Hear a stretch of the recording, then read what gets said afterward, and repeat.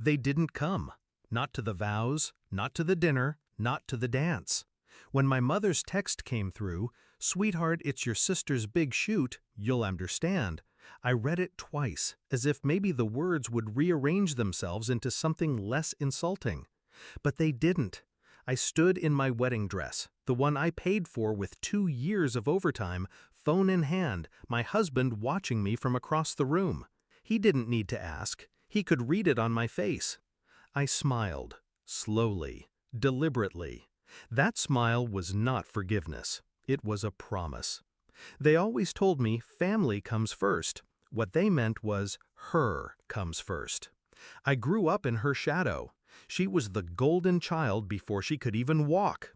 Beauty pageants, dance recitals, piano concerts, I was the unpaid stagehand to her main act.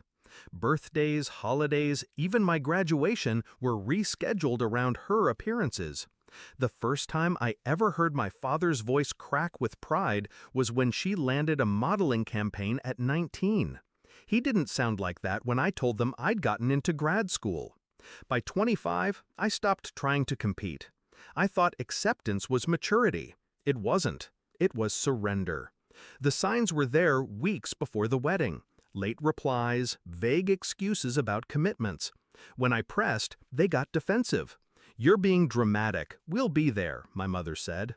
3 days before the wedding, my sister called. Not to congratulate me, not to ask about flowers or music. She wanted me to move the ceremony to next month so it wouldn't clash with a career-defining magazine shoot. I laughed.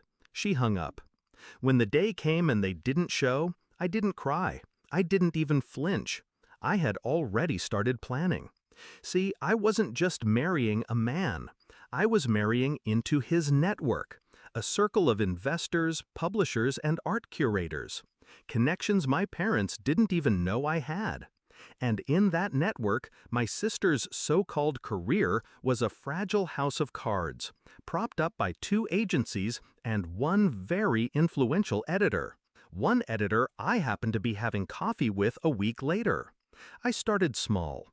A casual mention of how overbooked my sister was, how she'd skipped my wedding for something more important, how she had a habit of missing shoots at the last minute if better offers came up.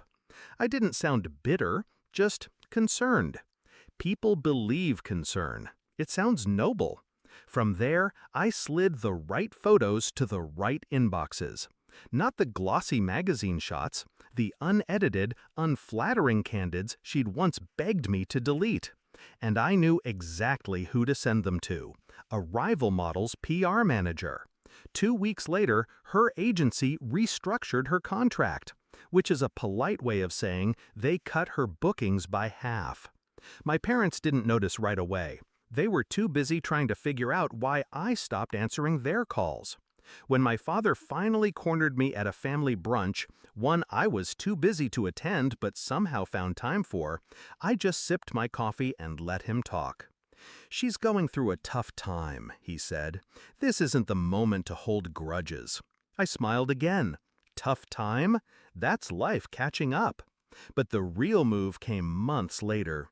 One of my husband's friends, a gallery owner, was looking for new faces for a campaign. My sister's name came up. I made sure to be in the room. I leaned in, whispered, "She's unreliable." Left my wedding for a photo shoot. Imagine what she'd do to a brand deal. Silence. Then her name disappeared from the list. By the time my parents realized her bookings had dried up, she'd already sold her car and moved back into their house. And that's when they called me. Not to apologize, not to admit they'd been wrong. They called because they needed money. The irony tasted sweet. I met them at their kitchen table, the same one where, years ago, they told me I was being selfish for asking why they never showed up for my college awards night.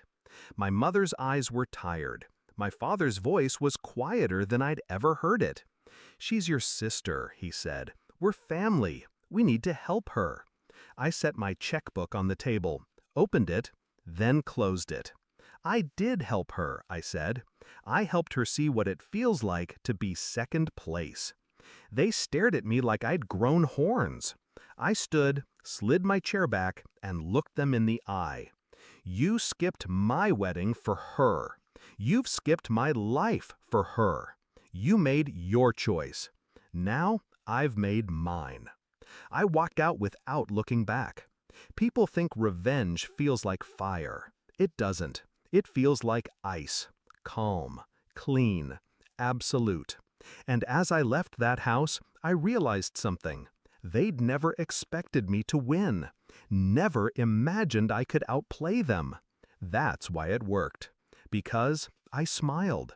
And they thought the smile meant I'd forgiven them. It didn't.